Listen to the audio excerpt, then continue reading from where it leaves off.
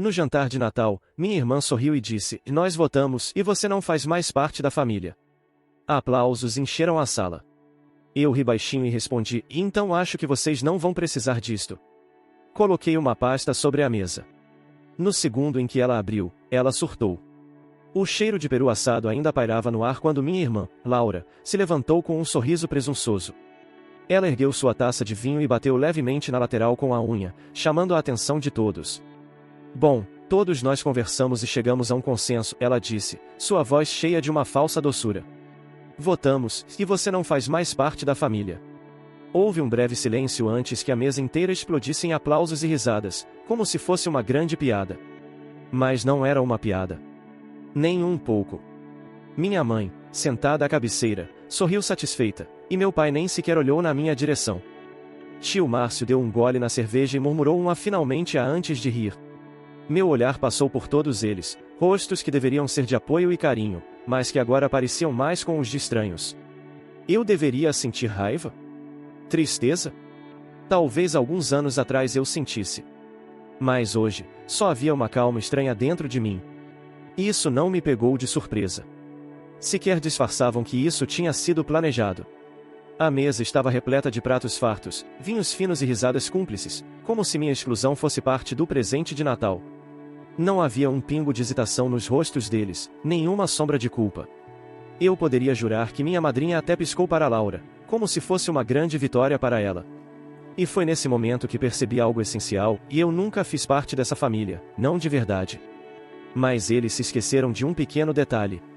Algo que me impediu de reagir com gritos ou lágrimas, algo que me fez simplesmente soltar um suspiro tranquilo e repousar as mãos no colo. Por muito tempo, eu esperei esse momento. E estava pronto. Meus dedos tocaram a lateral da pasta de couro ao meu lado, um peso familiar e reconfortante. Levantei o olhar para minha irmã, observando a maneira como ela parecia se deliciar com minha suposta humilhação. Então, sorri. Um sorriso leve, quase gentil. Inclinei-me um pouco para a frente, repousando a pasta sobre a mesa entre nós. "Então, acho que vocês não vão precisar mais disso." Minha voz soou tranquila, sem nenhuma nota de rancor ou desespero. O silêncio caiu sobre a mesa, as risadas murchando aos poucos. Laura arqueou uma sobrancelha antes de puxar a pasta para si, abrindo-a com desdém.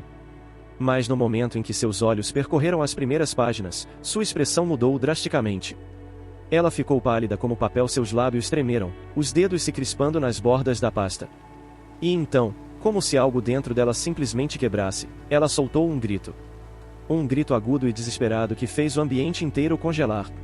A sala, antes cheia de vozes e comemoração, agora estava mergulhada em um silêncio absoluto. Todos os olhares se voltaram para ela. E eu apenas me encostei na cadeira, observando o desenrolar do que eu já sabia que aconteceria. O grito de Laura cortou o ar como uma lâmina, afogando até o tilintar dos talheres. Seus olhos corriam pelas páginas do documento como se quisessem encontrar uma saída, uma justificativa, mas não havia nenhuma. O que é isso?" Sua voz falhou, tornando-se um sussurro assustado. Ao seu lado, Joel, seu marido, puxou a pasta de suas mãos, franzindo a testa antes de começar a ler. A cor de seu rosto mudou quase imediatamente. O silêncio na sala tornou-se sufocante. Minha mãe, que segundos antes ria como se fosse anfitriã de um grande espetáculo, inclinou-se para a frente com uma expressão intrigada. "Que diabos está acontecendo, Laura?" Mas minha irmã não respondeu. Ela apenas ficou ali, paralisada, como se seu cérebro estivesse lutando para processar a realidade diante dela. Meu pai, impaciente, pegou os papéis das mãos de Joel e, ao folheá-los, sua expressão também mudou. O homem rígido e indiferente que nunca demonstrava emoção agora parecia assustado. A essa altura, a tensão havia sugado toda a leveza do ambiente. A tia Susan largou o garfo no prato, e o som metálico ecoou pelo cômodo. Joel virou-se lentamente para Laura, sua mandíbula travada de raiva. "Isso é verdade?" Sua voz, antes sempre cheia de orgulho quando falava dela, agora soava cortante, afiada como uma lâmina prestes a cortar um laço. Minha irmã abriu a boca, mas nada saiu. Suas mãos tremiam. Ela sabia que estava encurralada. Encostei-me na cadeira e cruzei os braços, assistindo a cena com uma calma calculada. "Eu não queria estragar o jantar de vocês", comentei, meu tom quase casual. Mas já que decidiram me expulsar da família, achei que não precisariam mais disso. Olhei diretamente para Laura, que parecia à beira de um colapso. Ela sempre gostou de estar no controle, de ser o centro das atenções, mas agora, pela primeira vez, estava completamente impotente. Minha mãe agarrou um dos papéis e seus olhos se arregalaram. Isso é impossível. Ela ofegou, sua voz falhando em meio ao choque. Meu pai não disse nada, mas o modo como passou a mão pelo rosto mostrava que ele sabia que era verdade. As expressões de todos ao redor da mesa mudaram de alegria para confusão, depois para horror. Ninguém olhava mais para mim com desdém ou superioridade. Agora, era puro medo. E então, como se um fio invisível tivesse se rompido, Laura finalmente reagiu. Ela se levantou tão rápido que a cadeira caiu para trás, sua respiração pesada, seus olhos selvagens. Você armou para mim, ela gritou, apontando um dedo trêmulo em minha direção. Mas sua acusação não tinha peso. Todos sabiam que não era armação. Era apenas a verdade. Uma verdade que ela jamais imaginou que pudesse ser exposta dessa forma. A verdade é que esse momento não aconteceu do nada. Não foi um rompimento repentino, um erro isolado que levou minha família a me excluir. Isso vinha sendo construído há anos, peça por peça, como um castelo de cartas prestes a desmoronar. Desde criança, eu era o problema, o peso morto, a ovelha negra. Enquanto Laura brilhava, eu era apagado. Enquanto ela recebia elogios por qualquer pequena conquista, eu era ignorado ou culpado até pelo que não fazia. Eu me lembrava das festas de aniversário em que Laura ganhava presentes mesmo quando o dia era meu. Das vezes em que meus pais a defendiam, mesmo quando ela claramente estava errada. Dos trabalhos escolares que sumiam misteriosamente para que ela pudesse se destacar. Tudo fazia parte de um padrão, um roteiro em que eu sempre interpretava o papel do culpado, do ingrato, do insuficiente. E eles achavam que eu aceitaria esse papel para sempre. Mas eu aprendi. Aprendi a observar, a guardar, a registrar. A cada humilhação, a cada traição velada, eu fui juntando provas. Não porque queria vingança, mas porque sabia que um dia precisaria delas. Precisaria provar, não para eles, mas para mim mesmo, que eu não estava louco. Que o que vivi não era exagero da minha cabeça.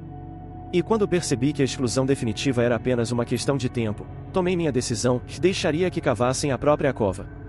O que estava na pasta? Ah, nada muito complexo. Apenas registros. Conversas, e-mails, mensagens de texto. Provas de como manipularam situações para me isolar, de como encobriram erros de Laura jogando a culpa em mim. Documentos que mostravam como meu pai desviou dinheiro para financiar os caprichos dela. E o pior de tudo, um segredo que eu sabia que destruiria a imagem perfeita da minha irmã. Algo que ela jamais poderia explicar sem se afundar ainda mais. Enquanto Laura tremia diante da verdade, eu apenas observava. Não havia satisfação em vê-la despedaçada, apenas uma estranha sensação de alívio. Durante anos, me fizeram sentir pequeno, como se minha percepção da realidade fosse errada. Mas agora, naquele jantar de Natal, diante de todos, eu via a máscara cair. Pela primeira vez, eles estavam vendo o que eu sempre vi. E a ironia era deliciosa, eles haviam se livrado de mim, mas eram eles que estavam arruinados. A essa altura, ninguém mais tocava na comida. O cheiro que antes era reconfortante agora parecia enjoativo. O peso da verdade era palpável. Eu me permiti um último olhar para minha irmã, que ainda tentava formular uma resposta. Mas o estrago já estava feito. E então, sem pressa, voltei minha atenção para o resto da família. Agora, eu queria ver como eles lidariam com o que acabavam de descobrir.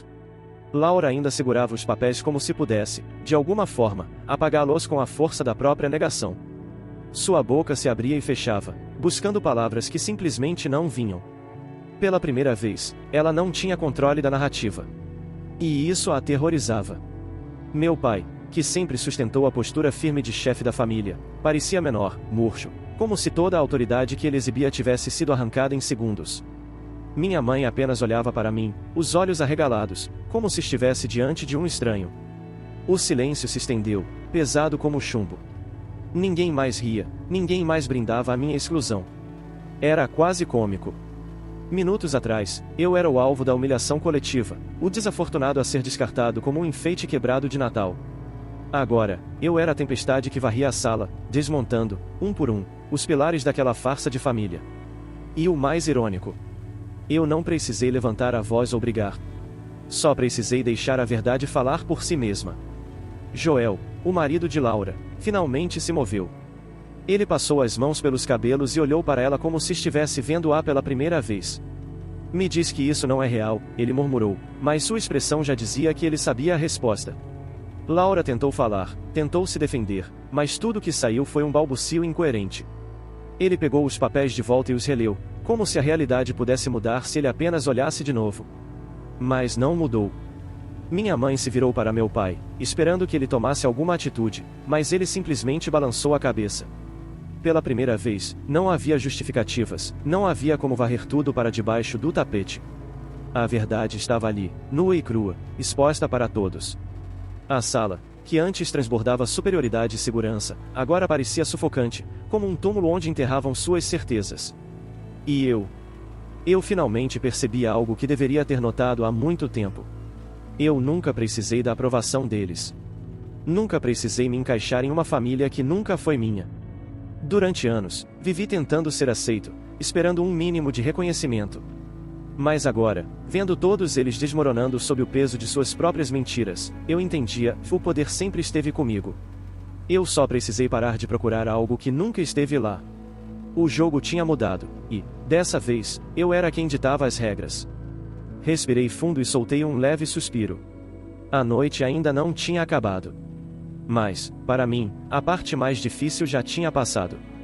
Agora, restava apenas decidir como eu sairia dali, se com raiva, ou com a liberdade que tanto esperei. Levantei-me devagar, sentindo todos os olhares pesados sobre mim. O que antes era uma plateia debochada agora parecia um tribunal, mas eu não estava no banco dos réus. Eu era o juiz. Olhei ao redor, observando os rostos pálidos, as expressões confusas, o silêncio que gritava mais alto do que qualquer palavra. Laura ainda tremia, sua respiração irregular, enquanto Joel simplesmente se afastava dela, como se tocar nela fosse se sujar com a verdade. Meus pais não diziam nada. Não havia mais nada a dizer. Peguei meu casaco no encosto da cadeira e deslizei os dedos pelo tecido. O peso daquela cena, daquela casa, daquele passado, começava a se dissipar dentro de mim. Passei anos carregando essa âncora, essa necessidade de ser visto, de ser validado. Mas naquele instante, finalmente entendi, e eu nunca precisei deles. Nunca precisei do amor condicional, das migalhas de aceitação, das desculpas vazias. O que eu precisava e sempre precisei era me libertar. E agora, essa liberdade era minha. Bom, soltei, casualmente, quebrando o silêncio sufocante. Acho que o show acabou. Passei os olhos por cada um deles, memorizando o momento. Pela primeira vez, eles me ouviam. Não porque eu gritava ou implorava, mas porque não tinham escolha. A verdade era uma lâmina afiada, e eles estavam sentindo o corte. Laura ainda queria lutar, eu via isso em seu olhar vacilante, mas ela sabia que qualquer palavra agora era inútil. O império dela tinha caído. Meu pai franziu a testa, como se quisesse recuperar a postura de sempre, mas tudo o que conseguiu foi um aceno lento, quase imperceptível. Minha mãe abaixou a cabeça, segurando as mãos no colo, a rainha destronada de uma família que sempre foi um teatro. Ninguém tentou me impedir quando dei o primeiro passo para fora da sala. Ninguém teve coragem de chamar meu nome ou pedir para que eu ficasse. Porque, no fundo, todos sabiam, eles haviam me perdido para sempre. Atravessei a porta e senti o ar frio da noite envolver minha pele. Era refrescante. Era libertador. Dei um último olhar para a casa onde passei anos tentando me encaixar, tentando provar meu valor para pessoas que nunca se importaram. E então, sem arrependimentos, sem olhar para trás, simplesmente fui embora. Cada passo era um alívio, como se, finalmente, eu estivesse andando na direção certa. Eu não sabia exatamente o que o futuro me reservava. Mas sabia que, a partir daquele momento, ele era só meu. Sem correntes, sem julgamentos, sem a necessidade de agradar ninguém. Pela primeira vez, eu era livre. Verdadeiramente livre.